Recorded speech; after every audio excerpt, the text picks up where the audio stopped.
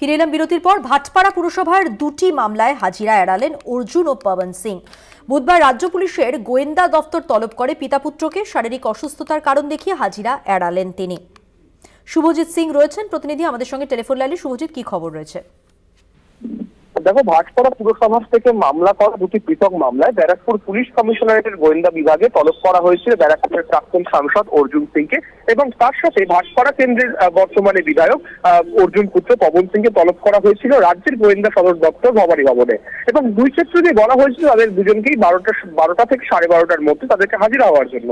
গতকালকে সংবাদ মাধ্যমের মুখোমুখি হয়ে অর্জুন সিং বলেছিলেন যে আমি এবং আমার ছেলে আমরা দুজনেই হাজিরা দেবো এবং যাবো, আমরা কথা বলবো, কারণ যে বিষয়টি নিয়ে মামলা করা হচ্ছে, বারবার করে ডাকা হচ্ছে, সেই বিষয়টি সম্পূর্ণ ভুল বিষয় এবং সেটির জন্যই কিন্তু অর্জুন সিং এবং তার ছেলে আজকে কিন্তু দুই সদর দপ্তরে যাওয়ার কথা ছিল।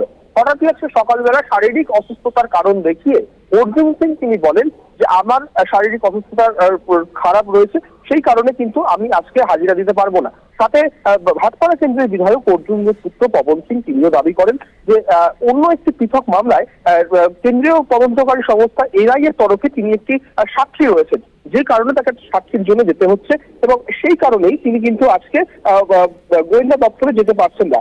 দুটি পৃথক ঘটনায় না যাওয়া নিয়ে রাজনৈতিক মহলে শুরু হয়েছে একটি চাপানুতো। তৃণমূল কংগ্রেস নেতৃত্বের দাবি যে গ্রেপ্তারির ভয়তেই কিন্তু অর্জুন সিং এবং পবন সিং তারা কিন্তু পুলিশের সঙ্গে দেখা করতে যাচ্ছেন না। যদিও বিষয়টি নিয়ে গুরুত্ব দিতে নারাজ অর্জুন সিং, তিনি পরিষ্কার জানিয়ে দিয়েছেন যে আমার শরীর ভালো থাকলে আমি অবশ্যই যেতাম, কারণ এর আগেও যখন ভবানী ভবনে আমাকে ডাকা হয়েছিল কলকাতা হাইকোর্টের নির্দেশে আমি গেছিলাম এবং তদন্তকারী অফিসারদের সঙ্গে আমি দীর্ঘ 5 থেকে 6 ঘন্টা তাদের সাথে কথা বলেছি, কিন্তু আমার শারীরিক অবস্থা ভালো নেই, সেই কারণে কিন্তু আমি যেতে পারছি না। এর পরবর্তী ডেট যবে আসবে, অর্থাৎ পরের ডেট যখন পুলিশ ডাকবে, অর্জুন সিং বলেছেন তিনি অবশ্যই পুলিশের সঙ্গে কথা বলার জন্য যাবেন। ধন্যবাদ শুভজিৎ। কথা বললাম প্রতিনিধি শুভজিৎ সিং এর সঙ্গে।